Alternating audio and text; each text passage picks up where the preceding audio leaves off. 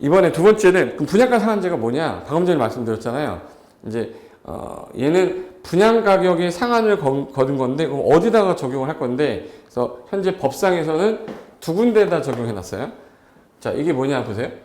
내가 건설하는 사업 주체인데 일반인한테 분양을 할 때 공급하는 공동주택 중에 다음 각호는 요 두 가지를 말하는 거예요.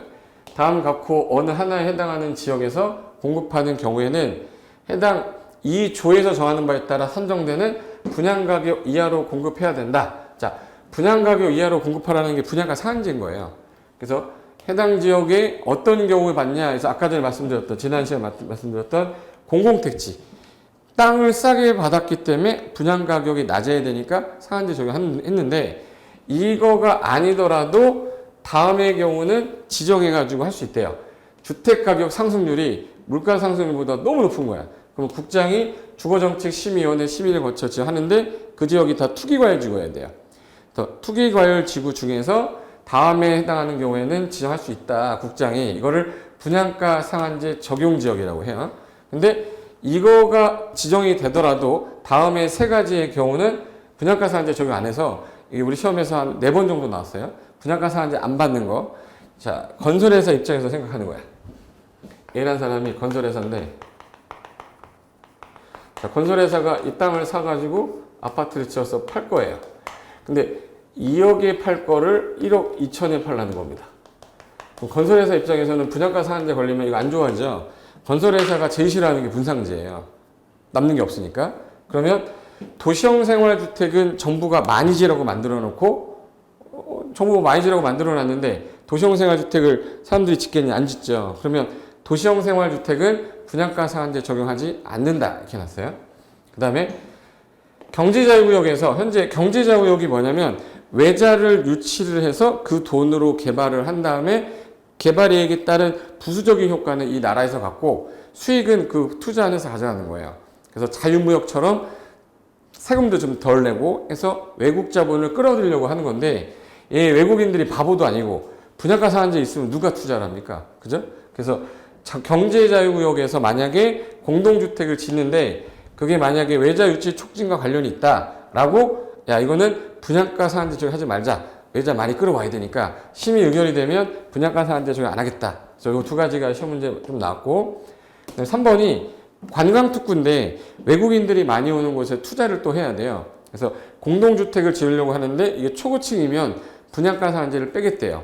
우리 초고층 그러면 뭐라고 그랬냐? 초고층? 높다 높다. 50층이라고 했죠?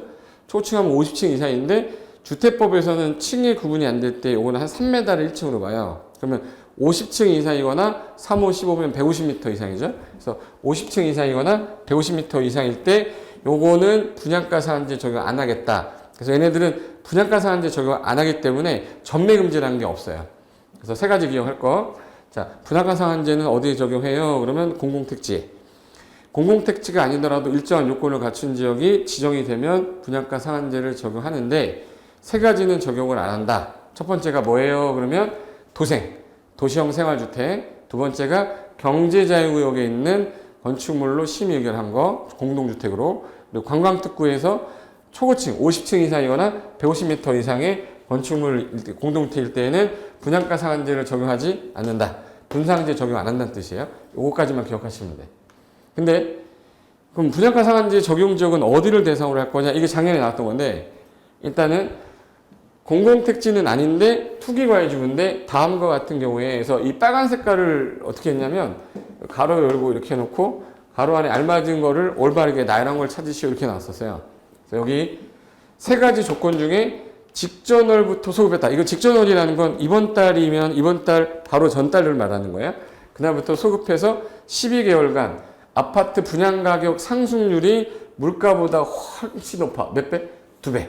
그래서 가로 열고 2하고 요 12를 찾는 걸 시험 문제에 내는 거야. 외워야 돼. 어쩔 수 없어요. 그래서 이거는 이렇게 얘기하세요. 물가 상승률이라는 거는 물가는 1년을 주기로 조사합니다. 1년을 주기로 조사하려면 12개월이 지나야지. 그래서 몇 개월간? 12개월간. 그리고 물이 원소기호로 H2O예요. H2, 2배. 이거 기억해둬. 물가 상승률 나오면 몇 배? 2배. 그러면 12개월간 물가 상승률보다 2배 이상 가격 상승 올라가면 지정 대상이다 이렇게 됐고, 그 다음에 이번도 직전월부터 이제 3개월간 소급을 했더니 전년에 비해서 거래량, 주택 매매 거래량이 늘었어요. 20% 이상이. 그래서 이거 항상 거래량 보면 거래량 몇 글자죠? 세 글자. 3개월 이렇게 기억해야 돼. 거래량 몇 글자? 세 글자. 3개월간 거래량이 동기 대비 몇 프로 이상? 20% 이상 증가하죠. 그 다음에 직전월 소급하여 공급이 있었던 2개월. 이건 2개월인데 주택의 월 평균 청약이라고 나왔죠. 청약. 청약이라는 건 청약 몇 글자죠? 두 글자. 그래서 2개월간 청약 경쟁률이 전부 다 5대1 넘을 때요. 5대1이면 그래도 되게 높은 편인 겁니다. 그리고 국민주택 규모면요. 이게 85 미만 사람들이 더 많이 와. 그래서 얘는 10대1. 그래서 5대1이고 여기 국민주택 규모일 때는 얼마? 10대1. 그래서 머릿속에 뭘 넣어야 되냐면 물가 상승률 그러면 12개월간 H2O 수배. 거래량 3개월간 거래량 3개월간 작년 동기 대비 20% 증가했을 때, 그 다음에 청약 나오면 두 글자니까 2개월간 5대1, 국민주택 규모는 10대1, 넘은 지역일 때 분양가 상한제 적용 대상이다. 그러면 이런 지역을 지정할 때 절차가 있는데 시험에서 나올 것만 제가 딱 찍을게요. 일단은 전국 대상이니까 어느 분이 찍어야 돼? 국장이.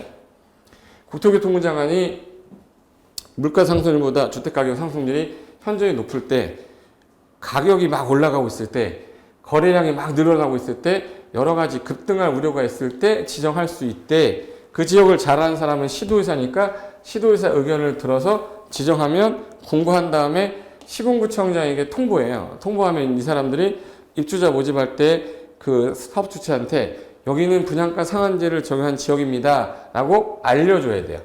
그래서 공고하게 입주자 모집 공고할 때 여기는 분양가 상한제 적용 주택입니다 라고 공고하라고. 그 다음에 얘를 지정해놨는데 시간이 막 지났는데 투기가 사라졌어요. 그럼 이걸 계속 유지할 필요는 없으니까 해제할, 예를 들어서 더 이상 지정할 필요가 없다. 인정이 되면 반드시 해제하는 겁니다. 심의 거쳐서 해제해야 된다. 그리고 지정하는데 절차나 해제 절차는 같다. 여기까지만 알면 돼요.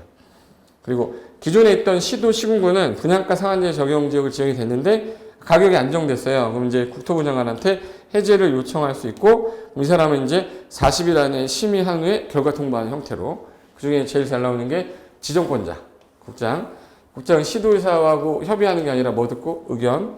그리고 지정할 필요가 없어지면 반드시 해제해야 한다. 그리고 마지막에 지정을 했는데 지자체가 볼 때는 투기가 사라졌다. 그럼 해제 요청할 수 있다. 이게 주로 질문 나오는 거예요. 이렇게 해서 분양가 상한제 관련된 문제는 한꺼번에 끝내버리시면 되니까, 분양가 상한제는 대상 지역도 하나 나올 수 있고요. 지정 절차 나올 수 있고, 그리고 해당 지역의 분양가 상한제 적용 제외도 나올 수 있어요. 이게 세 개가 나올 수 있기 때문에 한꺼번에 정리한 겁니다.